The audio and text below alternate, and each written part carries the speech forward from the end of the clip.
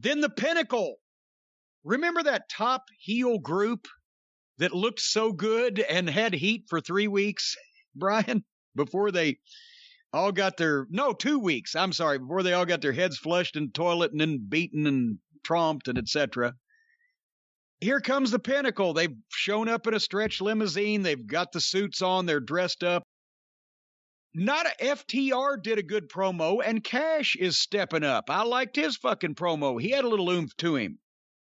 If any of this was either believable material or their angles and the way that this whole thing had been booked was any good, these promos would be very good heel promos. I mean, they're trying to be serious and talk about preposterous situations like they really mean something, and the booking has been so ass backwards they got nothing to crow about, but they can speak.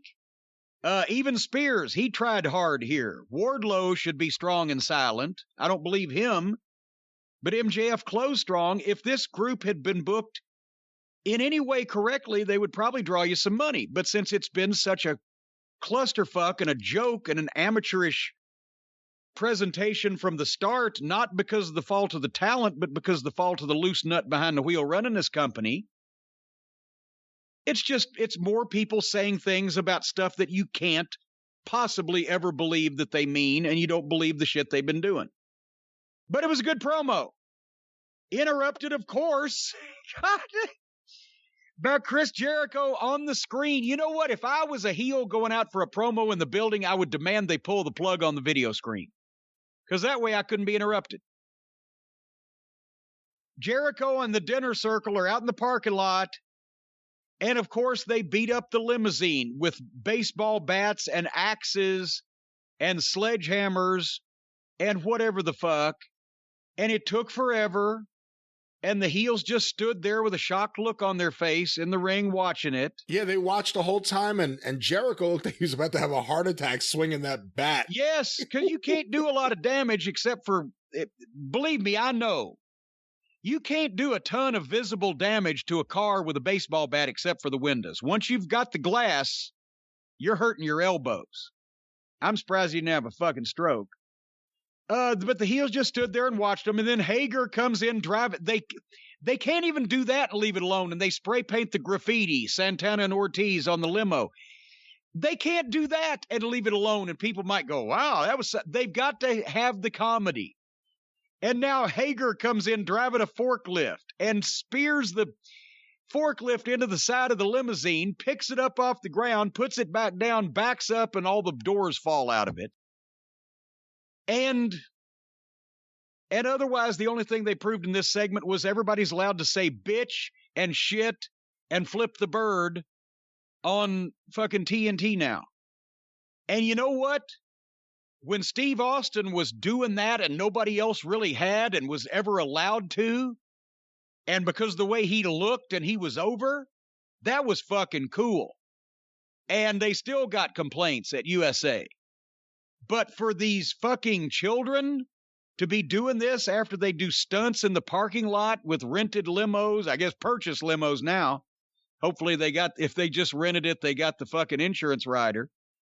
And just children doing it just to have potty mouth and flip the bird because they're allowed to. It's just more childishness. This is the most childish wrestling, child-centered, for either a child or a childish mind, wrestling promotion I've ever seen in my life. When Steve Austin stuck up the middle finger, it stood for something. It was an act of defiance for the most defiant wrestler we had ever seen. Someone who, as a heel, became a babyface because of that defiance. Right place, right time. When Jericho and the dinner circle give the middle finger, with Jericho having a big smile on his face, right into the camera, I see that as more, fuck the audience. We're going to do this stupid shit, and fuck you. And I see it as grade school kids going, ooh, look what we're getting to do on TV because they said we could. Tony said we get 3 shits, a bitch, and 4 fingers on this show. And if everybody thinks I'm joking, the TV network will be counting. And I have seen memos from television networks indicating how many times that max you can say a certain word on a show, according to their standards and practices. Anyway. This sucked.